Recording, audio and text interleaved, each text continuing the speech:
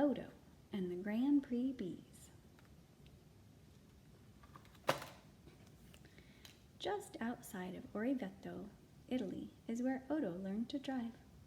He became a stunt driver in the circus under the guidance of the great Vittorio.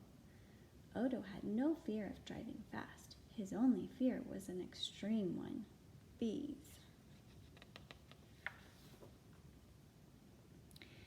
Vittorio was once a race car driver and shared his adventures with Otto. The stories of racing through dangerous landscapes and winding city streets all over the world thrilled Otto so much that he knew he was destined to follow in Vittorio's tire treads.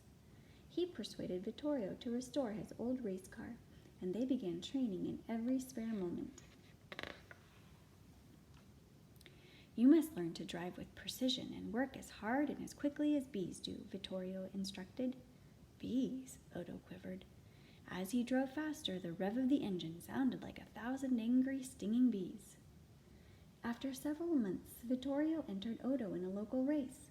Otto felt very confident. The lights went up and they were off. Vroom! Otto handled the first 2 turns, zoomed through a tunnel, and passed a train station. As he soared into the hills, everyone beside the road was a blur. The car in front of him lurched to avoid falling rocks. Otto was forced to swerve. Crash! "Blasted gaskets!" Otto exclaimed. "How will I ever tell Vittorio?" To make things worse, a swarm of bees began circling, so he ran away in search of help. Otto came upon a service station. The door was unlocked, so he went inside where it looked like someone tended to the shop. "Might as well put my feet up until they return," Otto said to himself. Amid the delightful scent of motor oil and rubber tires, he dozed off.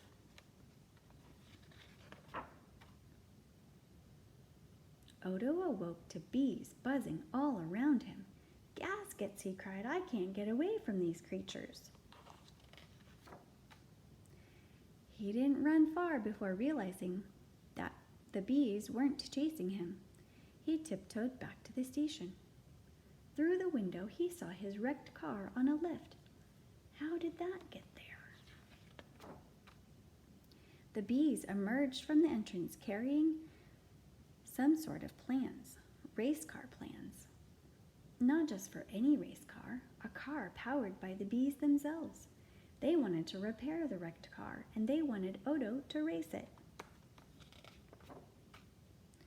Otto was unsure of what to do. Though bees terrified him, these were no ordinary bees. These were racing bees.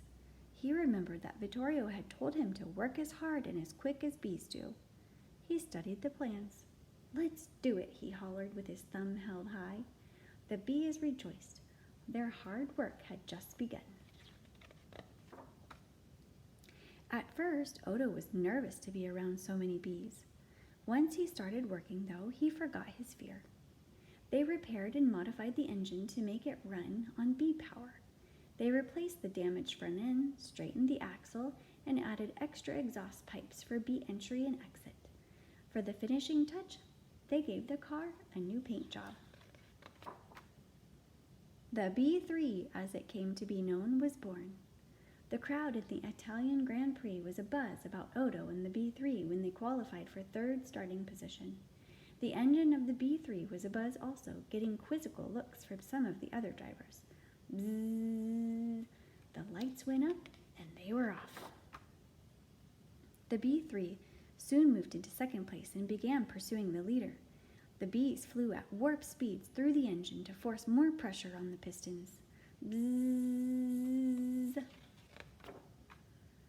On the final lap, Otto knew that a daring stunt maneuver might be their only option. The car sprang into the air and soared like a bee in flight, then landed firmly back on the track with a thump. They sped to the finish line, and the B3 won by a bee's length. The fans went wild. From the crowd, Vittorio looked on with pride. Otto introduced Vittorio to his new friends, the Grand Prix bees. They all danced and buzzed around the trophy in grand victory.